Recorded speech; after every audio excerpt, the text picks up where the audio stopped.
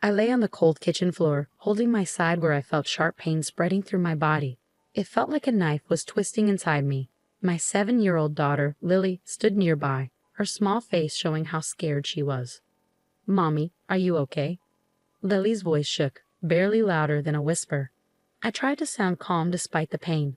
"I'll be fine, honey, just a bad stomach ache," I lied, trying to hide how serious it was. Footsteps echoed through the hallway as my husband David appeared in the doorway. His face showed annoyance instead of concern. He was ready for his trip, holding his suitcase. "What's going on, Evelyn? Why are you on the floor?" David asked, sounding annoyed. "I think it's appendicitis, David. It's really bad. We need to go to the hospital," I managed to say, each word hurting me. He scoffed. "Appendicitis? You're probably overreacting. It's likely just indigestion." "But David, I really think—" My words were cut off by a sharp pain, making you wince. David checked his watch, clearly impatient. "I can't miss this trip with Rachel. Just call a taxi or something." I couldn't believe it. "David, I can't even move. Lily's here. I need you," I begged, desperation in my voice. He shook his head, not caring. "I'm sure it's nothing. Call if it gets worse." And with that, he left, his suitcase trailing behind him. I was left alone in pain with Lily. Lily's small hands found mine, her tears matching my own. "Mommy, don't be sick. You have to be okay." I gathered what little strength I had and pulled Lily close. "I'm here, darling. Mommy's here." With David gone, I knew I had to act. With shaking hands, I grabbed my phone and called the only person I knew I could count on, my brother Michael. The phone rang, its sound piercing the quiet kitchen.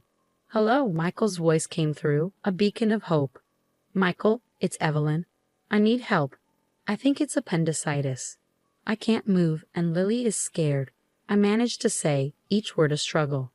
There was a brief silence, then Michael's voice, calm and steady. "I'm on my way. Hold tight, Evelyn. I'll be there soon." Leaning against the cold tile floor, I closed my eyes, trying to endure the pain. Lily nestled close to me, a small comfort in the midst of turmoil.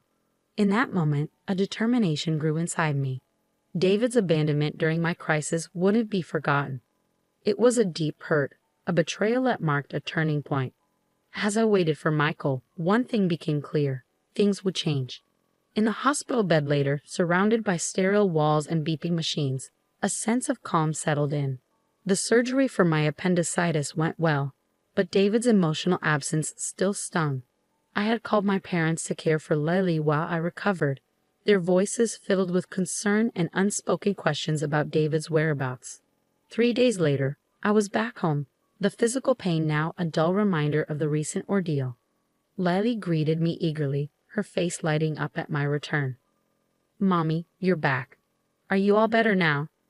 Her innocent question warmed my heart.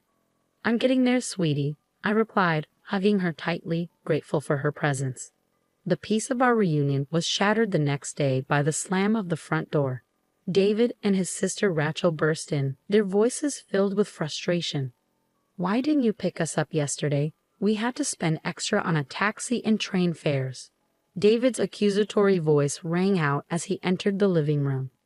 I felt a surge of anger at his boldness. "Welcome back. Must have been quite a journey," I said coldly, locking eyes with him. David halted, taken aback by my icy reception. Even Rachel seemed surprised by the tension. "What's with the attitude, Evelyn?" David demanded. I couldn't hold back anymore. "While you were enjoying your trip, I was in a hospital," I said, my voice steady but simmering with anger. "And you, Rachel, always demanding David's time without considering his family." Rachel flushed and David appeared bewildered.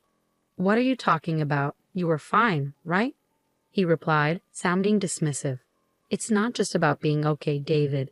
It's about being there when your family needs you." I shot back, my frustration boiling over. Before David could respond, the living room door swung open, revealing Michael, our parents, and David's parents. 14 eyes, filled with varying degrees of anger and disappointment, fixed on David and Rachel. "Why is everyone here?" David's voice faltered, his confidence waning under their collective glare. Taking a deep breath, I channeled my pain and betrayal into words. "David, you left Lily and me alone when we needed you the most. I had to go to the hospital, and you weren't there. I've told everything to our families." David seemed to shrink under the weight of my words, his usual bravado absent. His eyes darted around, searching for support but finding none. "It's not just about this one incident, David. It's about all the times you've prioritized Rachel over your own family," my brother Michael added, his disappointment evident in his voice. Rachel, typically confident, appeared uneasy, shifting her gaze between the floor and the upset faces around her. David attempted to defend himself, offering excuses and justifications. The confrontation grew heated, tension thick in the air. But for me, it marked a turning point. I realized I couldn't continue living in the shadow of David's neglect. It was time for change, time to assert myself and protect Lily. The meeting concluded without resolution, but the message was clear. I had the support of both our families, and David's careless facade had been shattered. As they departed, David's parents glanced at me with sympathy, silently acknowledging their son's shortcomings. That night, as I lay in bed, the events of the day replayed in my mind. I felt a mix of emotions, anger, disappointment, but also a newfound strength. David had revealed his true self, and I knew it was time for me to take charge of my life. The days following the confrontation were tense with unspoken words. David tried to act as if nothing had changed, but the atmosphere between us was heavy. I spent that time reflecting, realizing the depth of my discontent and the necessity for change. The decision I reached wasn't easy, but it felt crucial, like a breath of fresh air after being stifled for so long. One evening, while David casually flipped through TV channels on the couch, I approached him with a folder in hand. My heart raced, but my determination held firm. "David, we need to talk," I said, my voice steady. He glanced up, a hint of annoyance crossing his face. "What now, Evelyn?" I took a deep breath and handed him the folder. "I want a divorce." David stared at me, disbelief and mockery flashing across his expression. "Divorce? That's absurd, Evelyn. You're blowing things out of proportion." I shook my head, feeling a surge of empowerment. "It's not an exaggeration. I've thought long and hard about this. You've consistently prioritized Rachel over me and Lily. I can't continue like this." David sneered. "You think you can manage alone? Don't be naive, Evelyn." His words were meant to hurt, but I stood firm. "I'm not naive, David. I understand what this means, but I'd rather face uncertainty than continue feeling invisible in my own marriage." He laughed, a cold, bitter sound. "Good luck, Evelyn. You'll regret this once you realize how tough it is out there." I felt my anger rise, but I kept my composure. "I won't. This is my decision, and I'm sticking to it." For a moment, David seemed like he might argue further, but then he shrugged, a smug smirk on his face. "Fine, have it your way. But remember, I warned you." As he turned back to the TV, dismissing me once again, I felt a whirlwind of emotions. There was fear, certainly, but also a powerful sense of liberation. I was finally taking charge of my life, stepping out of the shadows. The next day, I started the legal process for divorce. It was overwhelming with all the paperwork and legal steps, but I was determined. My parents and Michael were supportive, offering help and encouragement. During this time, David's true nature became clearer. He was dismissive and uncooperative, trying to intimidate me into giving up. But I stood my ground, strengthened by my family's support and my growing sense of strength. As time went on, David's facade began to crack.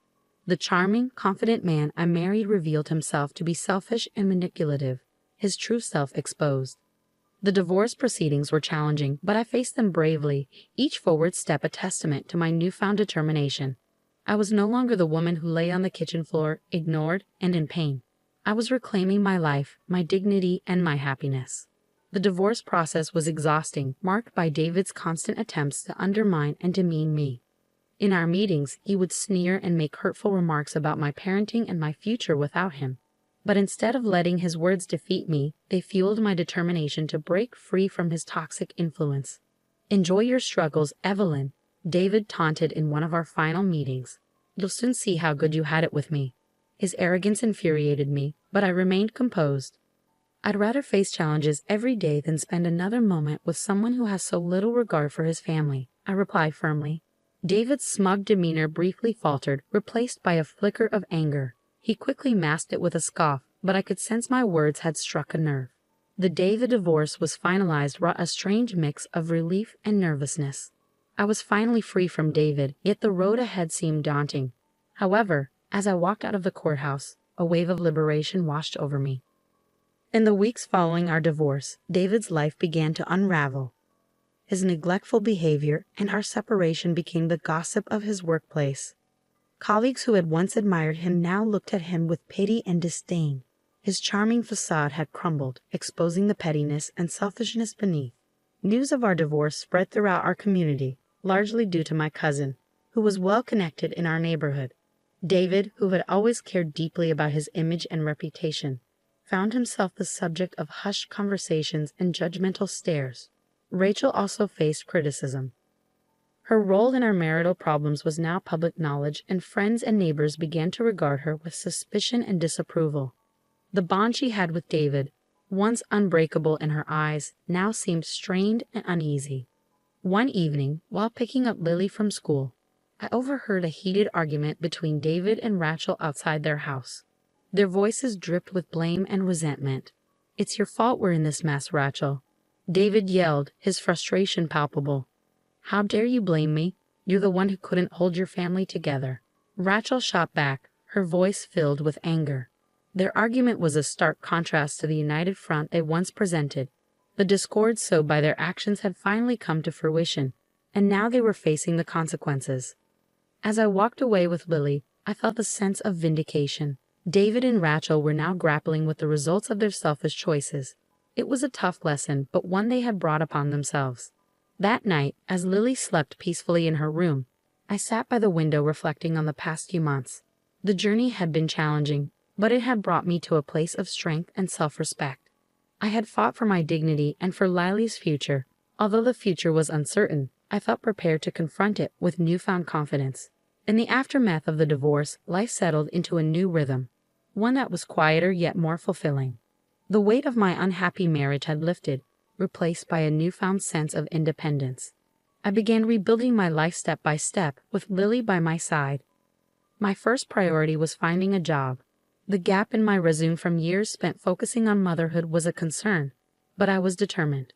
After several interviews, I secured a position at a small accounting firm. The firm, led by a supportive woman who valued working mothers, offered a flexible and understanding environment. It was an ideal fit for me. Lily embraced the changes with the resilience that only children possess.